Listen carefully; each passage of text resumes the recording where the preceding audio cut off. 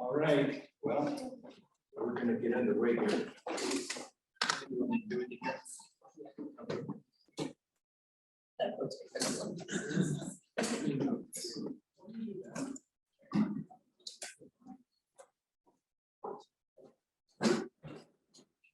right, good morning, everybody's on.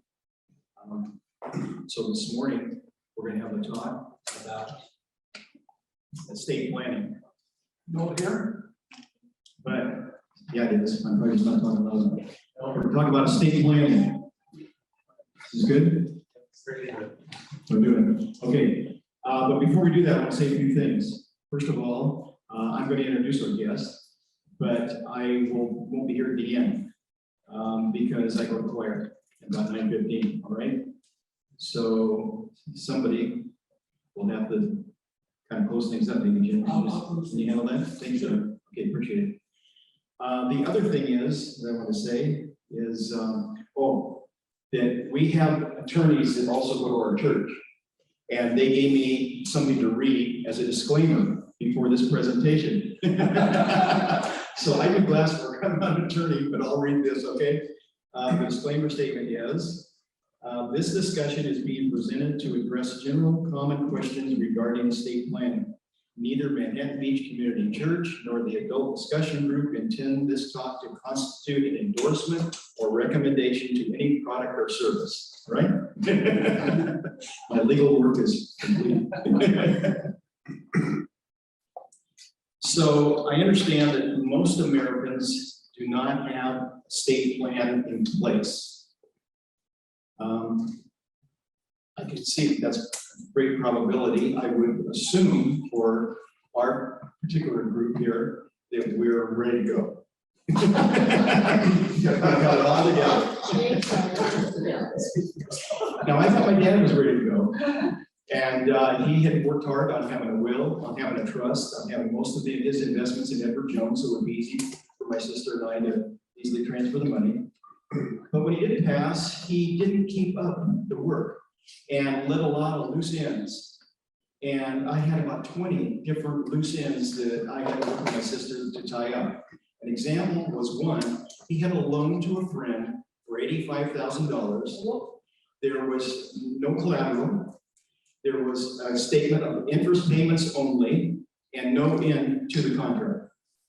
That was a tough one. We were able to work it out. But, loose ends like that are things that probably he hadn't thought about at the time, and they just kind of got away. So, let me read this. So, having a basic plan, a few critical documents properly prepared and executed and current is one of the most important components of making sure your financial house is in order. So, today we have Angela Klenk here with us. Aileen McFarlane was going to be here, and the last minute yesterday, actually, she had a family emergency and took her out of town, and she's not going to be here. So Angela stepped in. Thank you very much, Angela. Angela is an attorney specializing in estate law, and she is managing partner of Wealthfolio Advisors. All right, so that's do a little correction there, because that was Allie's part of the bio. Okay. So you might have met Allie a few weeks ago. She gave a talk a few months ago about financial planning. And she told me that there were so many questions about estate planning that she invited me to come with her this next time. And so she and I were supposed to be here together, but she sends her regrets that she take care of that. Thank you very much. But anyway, thank you very much. And thank you, all of you, for coming early this morning and getting up early for your church service to come hear about estate planning. If it's okay with you, I'd like to take a couple minutes and just tell you why estate planning is so important to me. When I was a young attorney, probably in my 20s, can everybody hear me okay? I hadn't started doing estate planning. I was doing corporate law at a big law firm downtown. And my grandmother was very ill. She was in a nursing home. She was in her 90s. She had dementia. And one day I went to the nursing home to visit her, and her arms were tied to the side of the bed. And I said, "What is going on?" And she looks at me. She couldn't talk. She looked at me with these eyes and said, I could see her eyes saying, "Help me." And I went out to the nurses and I said, why are her arms tied to bed? And they said, well, she won't eat. We have to put a feeding tube in her, through her nose, and she keeps taking it out. So we had to tie her arms down. I said, well, why does she need a feeding tube? Well, she doesn't have a healthcare directive, and that's what we do. So if I can impress upon anything to you today, everybody needs a healthcare directive.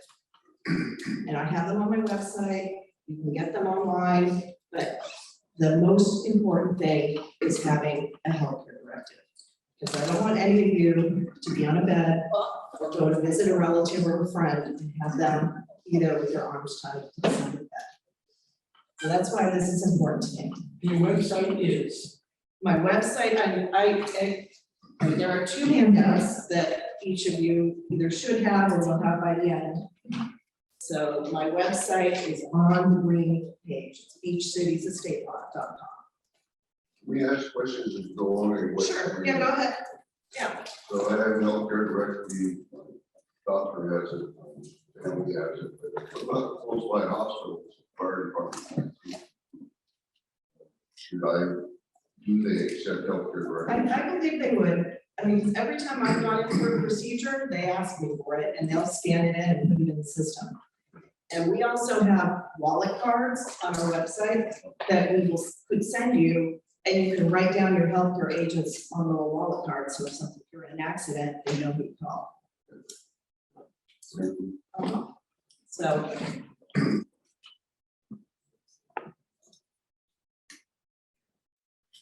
Just a little bit about me. I'm the founding attorney of Beach Cities Estate Law. I've been a lawyer for over 20 years and have my own firm, Beach Cities Estate Law, for about 5 years. Went to Notre Dame undergraduate and UCLA for law school. And I spent 5 years at one of the biggest and oldest law firms in California, Melvin Myers. And I'm certified as a specialist in estate planning, trust, and probate by the California State Bar Board of Legal Specialization. And the purpose of today's talk is a little bit of education, a little bit of inspiration. Nothing that we can't talk about specific legal issues, but I want to give you guys a framework and some general things to think about with your own life. Okay, so we're going to talk about some secrets about estate planning that I want to highlight, let you know, the answers to the secrets. The first secret is recognizing the most important beneficiary of your estate plan. I'm going to give you a hint. It's not your spouse. It's not your dog. It's not your child.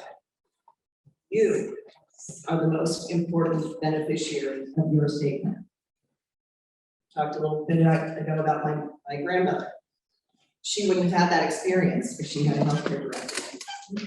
So you're the most important beneficiary because while you're living, the chances of becoming incapacitated and not being able to speak for yourself, not being able to make a decision, being in a car accident, having an illness, that is, we all are going to die eventually, but many of us are going to have a situation where we can't speak for ourselves.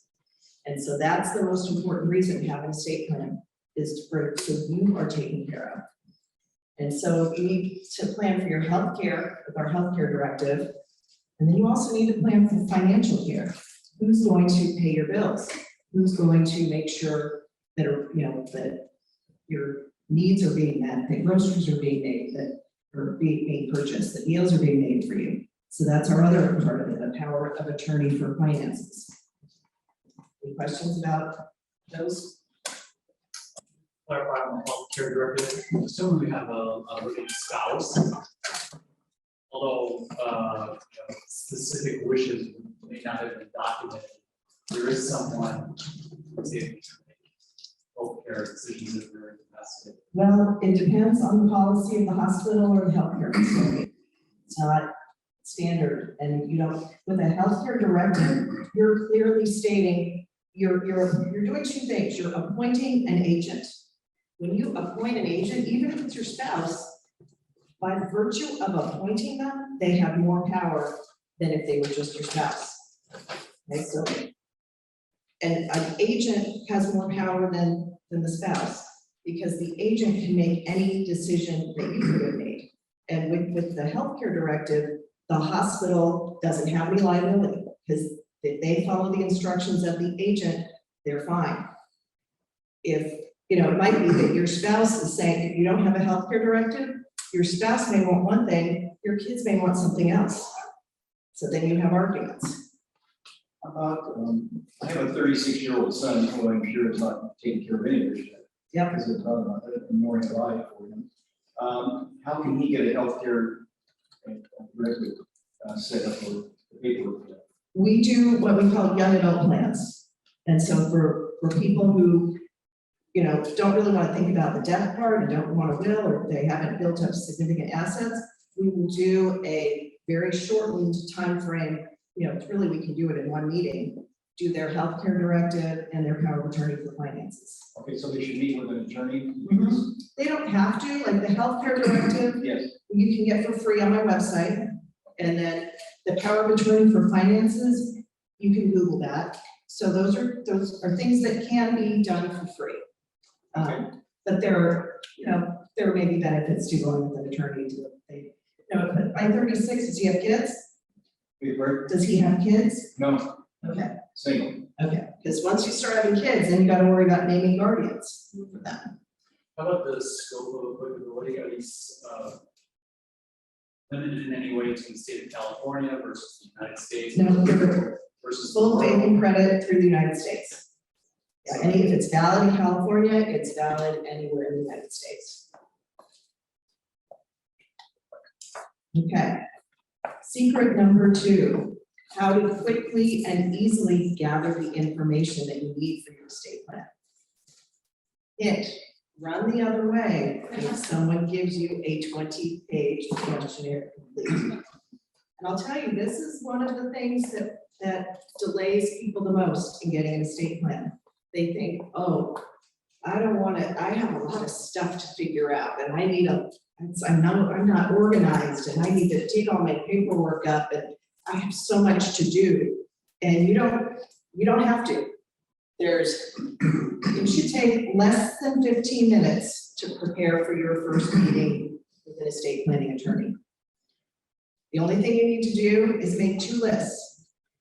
Very quick lists. What do I own? And it should take you no more than 5 or 10 minutes. Top of mind. Do I have a house? Do I have a bank account? A brokerage account? What kind of retirement plans do I have? What kind of life insurance? That's it. Top of mind. You don't need to go dig through your files and find that long lost $5,000 account. We can deal with that later, but just the big stuff. Second list is who are the most important people. And you don't worry about who gets what or how much or what percentage or how. Just write down who they are. Who do you love? Is it a spouse or significant other? Children, maybe parents, siblings, anyone who relies on you for support. You know, of the families that I see, at least 1 in every 3 families has someone in the family, whether it be a parent, a sibling, an adult child, someone who relies on them for support. And if something happens to them, they need to figure out who's going to take care of this other dependent when they're gone. So we have prepared, and I will, at the end of this presentation, be handing out a few pages, but I have a guide to getting started with your estate plan. And you guys used QR codes before? Anyone? So on your green page, you have the QR code. And then also on the screen here, but you will be getting a handout here of some things, some worksheets to help you if you need to complete. Who will benefit in your estate plan? Who's going to help you carry out your estate plan? And listing your property.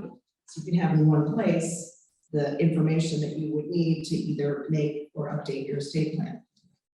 And if you scan the QR code, the entire guide is about 20 pages long.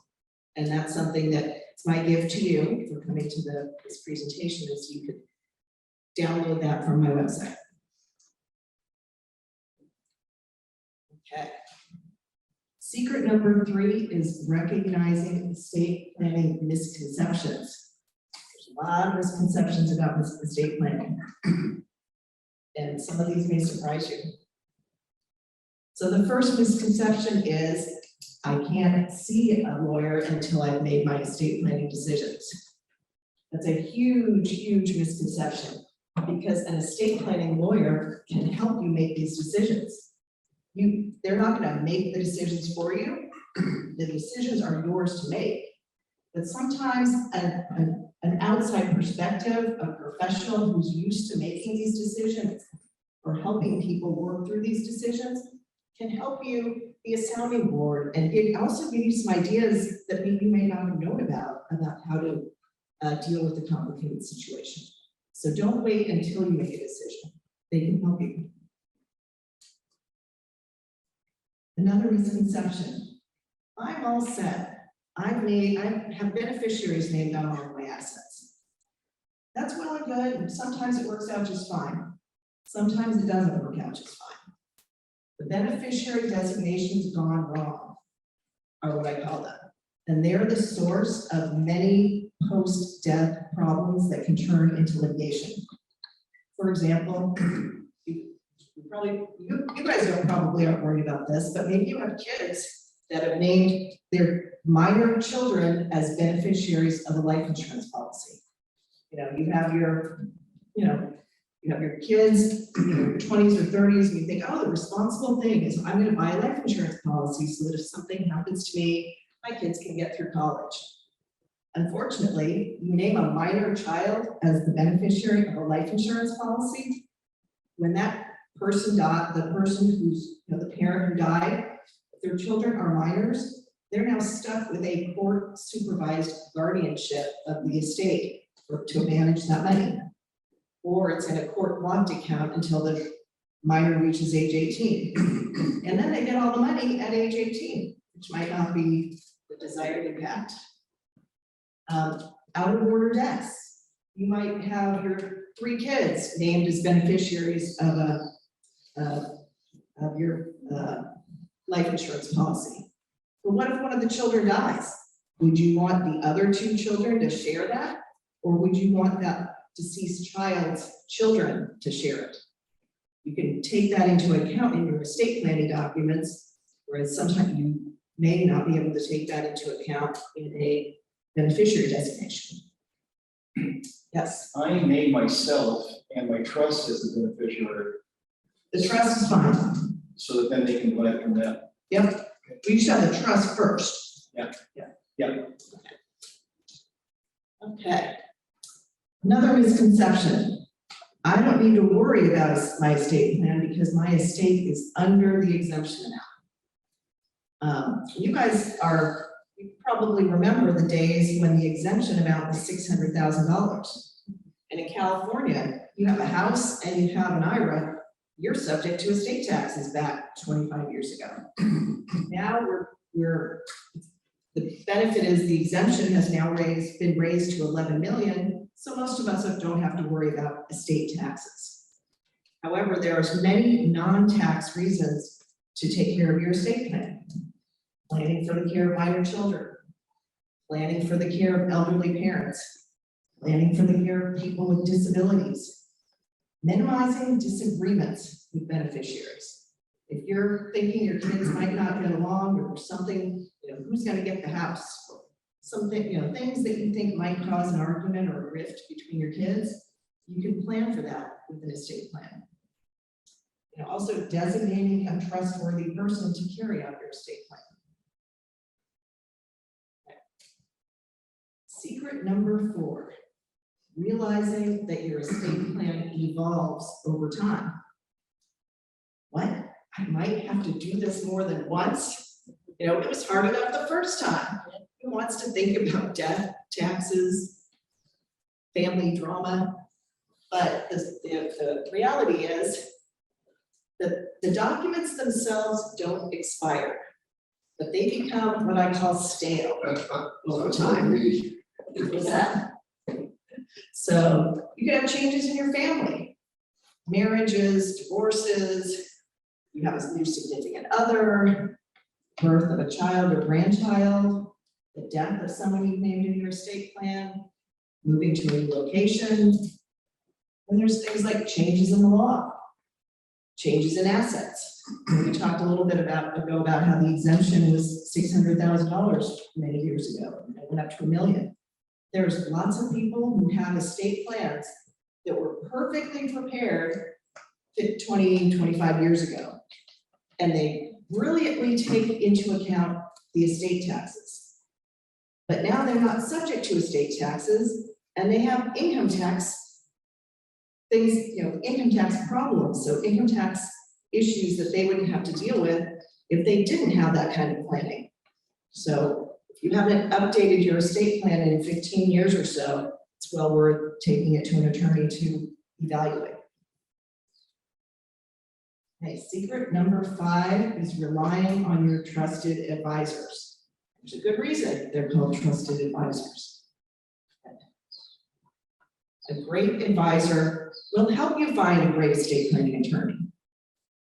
It's gonna enable you to focus on what you do best. Like, you may be an engineer or a great cook or a human resources person, or you might love to go hiking or cooking. Don't waste your time trying to figure out how to do an estate plan. Like, this is something, that most lawyers don't even know how to do, because it's a very specialized area of the law. So rely on your trusted advisors. If you have a financial planner or life insurance agent or somebody, an accountant, somebody who you know and trust, they usually have estate planning attorneys that they partner with, that they will work collaboratively with to help you with your situation. And they're gonna ask the questions that you didn't even know to ask. So there's things about your situation that it might not have occurred to you, could be an opportunity or could be an issue. And a good estate planning attorney is going to ask you the right questions and then drill down and get to the facts and get you, to address some issues that you didn't know about. Okay, so this is the end of my formal presentation, but I am happy to take questions and stay here as long as you like to discuss estate planning. That's kind of a general question, and it's probably good for lawyers. The difference between a trustee and an executor or executrix, Yes. I understand they can be the same, but can you kind of maybe offer some Yes. insight into that? Absolutely, and I'll repeat the question. Okay, so the question was, can I talk about the difference between a trustee and an executor? What do they do? And they can be the same person, correct? And they both are someone you're going to name to help manage your affairs after you pass away. But an executor is somebody who administers an estate that's going through probate. So probate is something that we want to avoid in California because it takes a lot of time. It takes takes money to be spent on court fees and court procedures that could have gone to your beneficiaries. But an executor is someone named in the will, and they only administer what's going through probate. A trustee administers what's in the trust. And I'm going to answer an unasked question which is, what's the difference between a will and a trust, and why would I want one or the other? That's okay with you guys? Yes. Okay. Think of your assets as a treasure box. While you're alive, you can open and close the box and go in there and get your assets and spend, go on it, take some assets, go on a trip, buy a new car, buy a house. You're in control of that treasure box. When you die, the box closes. It's locked. Nobody else can get into the treasure box until they have a key. If you have a trust, your trustee gets the key automatically. And there's some documents that they need to fill out, and depending on, they may need a lawyer's help to fill out a few documents, but they get the key pretty much automatically. If you don't have a trust, you have to go through probate, and you have to jump through all these government hoops for your executor to get key. So that's the big difference between a will and a trust. And a trust only works for items that you have put into the trust. And that's another mistake that I see, is people who have created a trust, but not all of their assets are in it. In fact, I can't tell you how many people come to me with this lovely binder and the lovely trust, perfectly drafted, not a single asset in the trust. In fact, there's sometimes a deed that's signed, sitting in the binder, not even recorded. So you need to, if you own a house, your house needs to be in the name of the trust. Your property taxes, when they come to you, they need to say your name as trustee. If that's not happening, that's the sign of a problem. Your bank statements, your brokerage statements should have the trust name on the statement. So you want to make sure your trust is funded. That to make sure that, because whatever's not in the trust might have to go through probate to get into the trust. So all the planning that you did could go for naught if you didn't fund your trust. But thank you for that question. Yes. Work with these special needs attorneys in the South Bay. Yes, I do. We do special needs trusts, and then there's another attorney that I work with that, depending on what the needs are and what the family situation is, sometimes I refer them if I need some assistance. I had a question about, if we own property, assets in multiple states, obviously residency in one of those states, but how would the state be adjudicated for these instruments in that situation? So wherever your trust should be created, wherever you're a resident. And then if you have assets in other states, they should be added to the trust by an attorney in that state. So say you have a house in Montana. You just need to see a Montana attorney to make sure that house is deeded into the trust. And then your trustee here can administer that just fine. Yes. Are there any secrets you can help us with on the inheritance of our house and the property? That would mean to the kids and what Yes. we can do to Mhm. reduce their tax liability? Yes, okay, so the question there, and I apologize, I missed the last couple of questions, sorry. That last question was about property taxes and any advice to help out. Let's, a little bit of background about property taxes. Prop 13 from 1975, 1976 timeframe froze the base level of assessed value. So you bought your house in 1976. Before that, it was going up as the market price of the house increased, your taxes were going up. In 1975, the limit to going up was between 1 or 2% per year. So if someone bought their house in 1975, 1980, whatever, it's only been going up a little bit a year. And then, say you have a house that you bought for, call it $50,000. Now the market value of that house here in Manhattan Beach is $3 million, right? Before Prop 19, so there was something called the parent-child exclusion. So that would be if you had your primary residence and you left it to children, they could take your assessed value. So their property taxes would go up.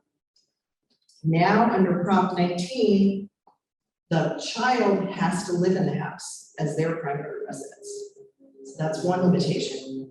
Second limitation is the Prop 13 protection, the limit, keeping the lower assessed value, is limited to the first $1 million. So if you're leaving a $3 million house, you have, so a third of it, $1 million is 1/3 of the value of the house. 1/3 of it stays the low value, 2/3 gets reassessed. So there's, there are some very complicated techniques having to do with LLCs that one could do to and it's a multi-year process. But if it's a house that a child, you have to kind of work out the numbers and see, is it worth it for how long the child is going to stay in the house? It might be worth it to go through the LLC process. But short of that, you know, the law, I mean, and I know there's been talk of trying to change, you know, get rid of Prop 19, so we'll see what happens on that front. Yes. Rather control such, but we should specify the body. That is a good question. Okay, so the question was specify what to do with your body when you pass away. And so that is in the healthcare directive. And the healthcare directive is a space for you to designate, would you like to be cremated? Would you like to be buried? Would you, if you're cremated, do you want to be scattered at sea? Do you want to be interred somewhere? All of that you can specify in the healthcare directive. Yes, you can say that too. And also organ donations, you specify whether you want an autopsy or don't want an autopsy.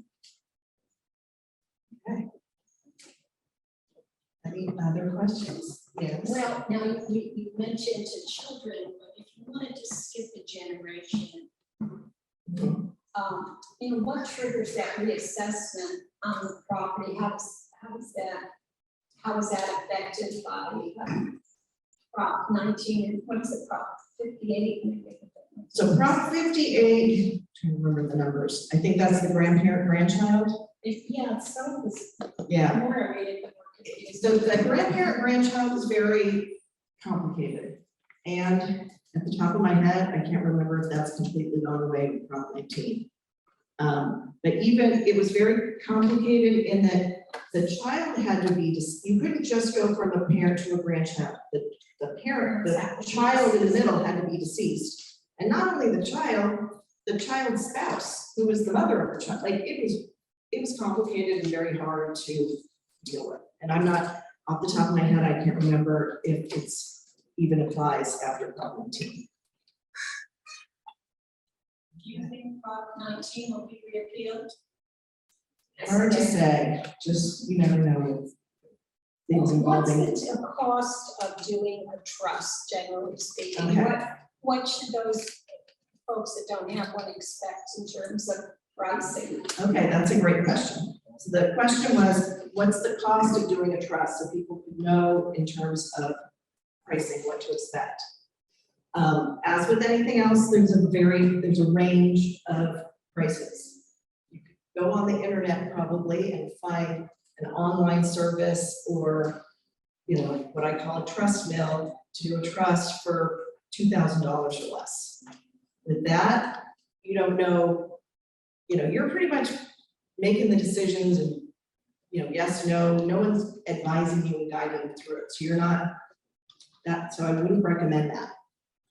At the other end of the spectrum are, you know, attorneys at big law firms downtown that are helping Britney Spears and celebrities, and they're, you know, probably $30,000 for a estate plan. I'd say in the South Bay, somebody who specializes in estate planning, somewhere a range between 5,000 and 9,000. And it's all, you know, the most important things are someone that you feel comfortable with. Someone that when you go into the office, you feel like they're listening to you. You feel that you're being heard. You feel that you're not just a number, that your concerns are being taken into account. That's the key.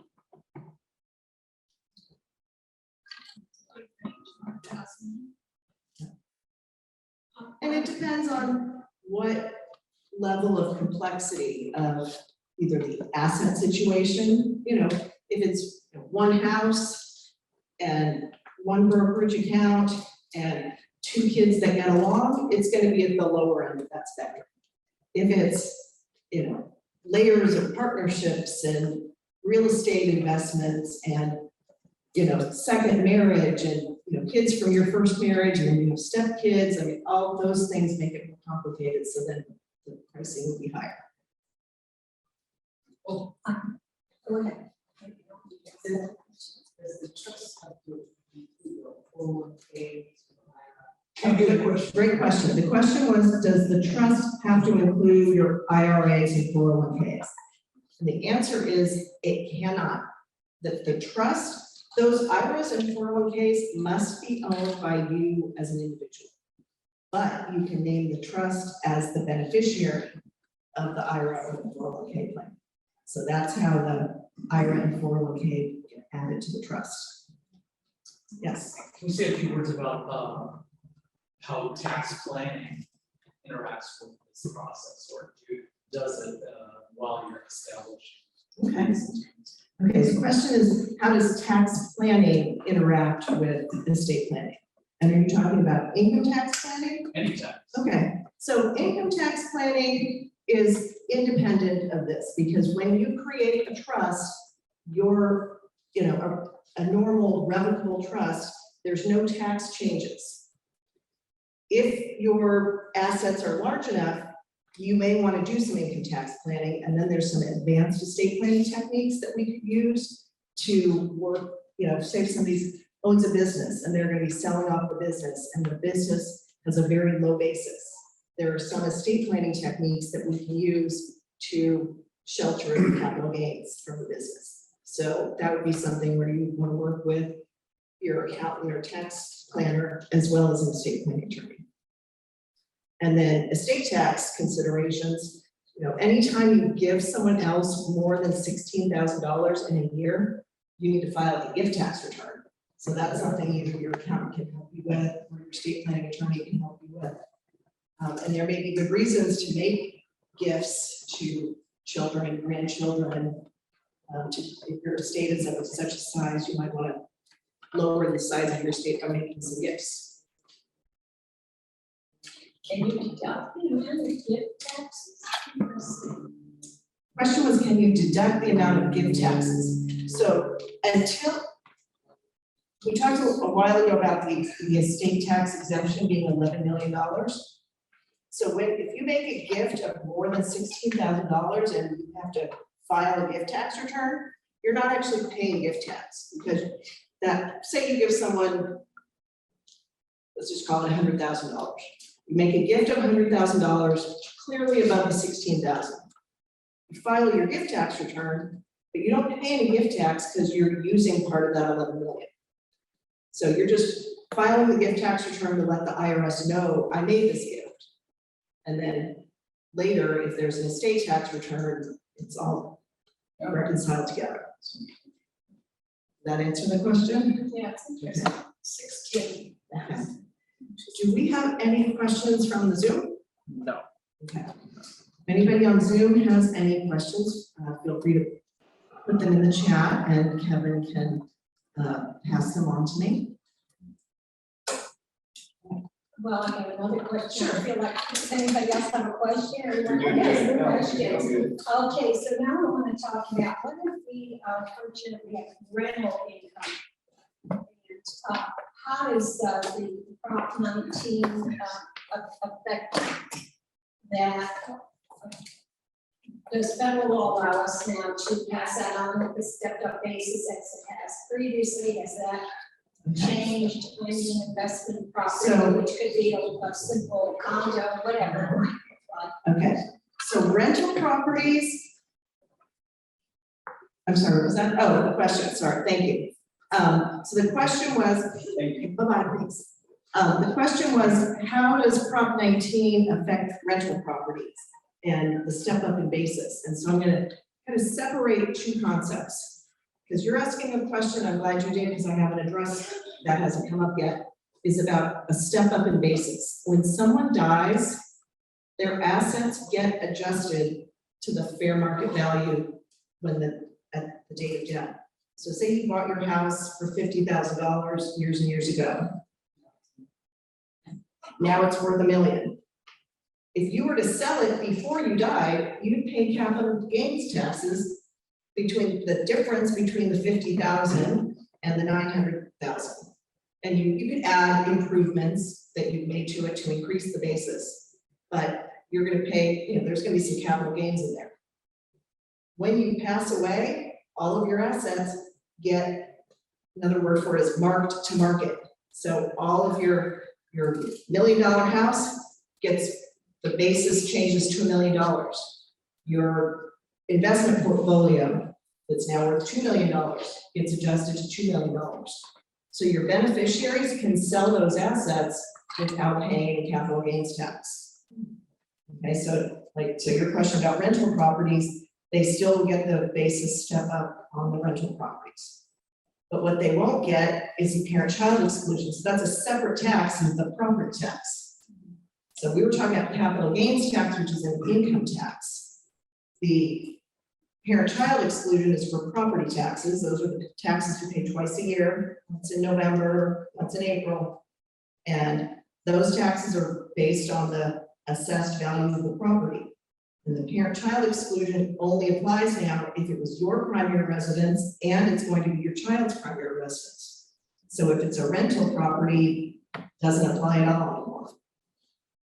Before Prop 19, there was an exclusion for up to $1 million of assessed value of non-primary residence. So that's where there's some confusion, is that there used to be a parent-child rental properties, but now there is no more. The system, public system, only if you are owner and primary resident. So then change ownership, that's the property tax reassess, correct?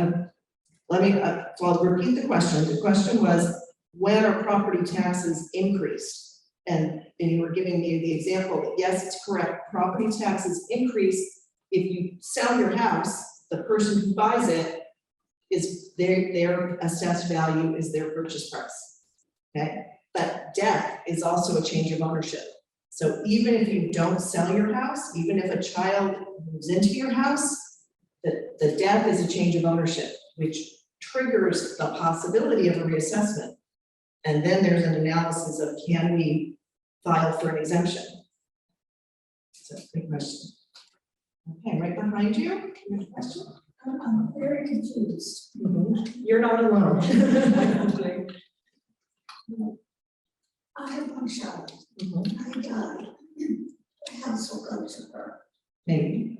It's in the trust. So you have a trust, and it says in the trust that everything goes to your child. Okay. Now, I would love to sell the house Okay. myself and get into a small one. But I've been told that the capital gains will be a great deal. Is it true that when I die and pass it to my child, that the capital gains should not have to pay anything, or should it pay a lower rate? Okay. So the question was, you're thinking about the possibility of selling your house and moving into a smaller apartment, but you're worried about capital gains. And it's true, if you sell it now, you would pay the capital gains from the value, your purchase price plus improvements, and then you get a $250,000 exclusion, but anything above that, you would pay capital gains. When you pass away, your daughter inherits it, assuming that it's held in, and this is, I don't want to get into too much specifics, but if you were married and depending on what trusts were set up at the first spouse's death, sometimes it doesn't get a step up in basis, but assuming that it's counted as your estate, it will get a step up in basis, so then there's no capital gains tax. But so that's an individual, analysis, because you don't necessarily want the tax, I call it the tax tail wagging the dog. There's tax considerations that you want to keep in mind and think about, but you also have your life, and taxes are not the only part of life. Unfortunately, it is big. Yeah, but there might be other things that could be done, like maybe, it could be rented out, and then you get income from that, and then, so there's options. So that's definitely where you want an attorney to specifically talk with you about your situation and review your documents and really go down that, to help you make that analysis. And then what is this business of death tax? Okay, so she asked, what is this business about death tax? So death tax is a kind of informal way of talking about estate taxes. So that's a tax that is levied, and currently it's $11 million. So on a federal level, and we don't have California estate taxes. There are some states that do have estate tax. So if you have properties in other states, you can talk to lawyers in those states about what the tax implications are. But in California, since we don't have any death tax or inheritance tax, we're only looking at the federal, and that's $11 million. Okay. Any other questions? Okay. Complicated life. It is complicated, but the most important thing is to find someone who you trust, who you can have these discussions with, and someone who's going to, be there to give some follow-up questions, and who's not going to feel like you're, feel like you're being nickel and dimed. So, thank you. Okay, so thank you very much.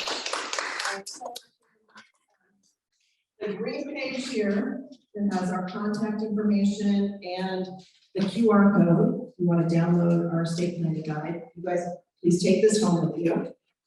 The blue sheet is a little questionnaire for us, so if you could, help me going forward to, if you have any comments or suggestions, feedback, or if you'd like to be added to our mailing list, we could add you to our email list. So please turn this in, and then I will, as you guys are ready to leave, I have this is 4 of the pages from our estate planning guide. So the downloadable version has about 20 pages, but I put the 4, which I consider the most important pages that I brought for you today. Is there any other way besides the QR code? No, that's it. We don't have hard copies of it. It's just, it's the QR code. There's no other way, can I go to your website? It's not on the website yet.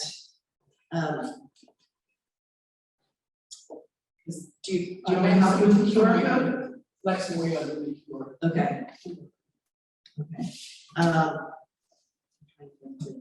Let me talk to my technical advisor in the back. He can help us out there. Well, I was asked to wrap up the Oh, meeting, and okay. thank you very much. You guys did So thank you. Oh, you're very welcome. Thank you very much for having me. This is a pleasure.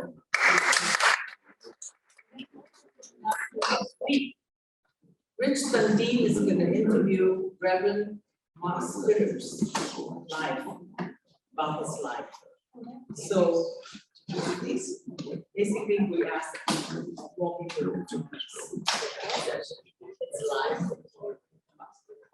So you all here? Huh? You're talking to yourself. Oh, I can really talk loud, but you know. That's for you anyway.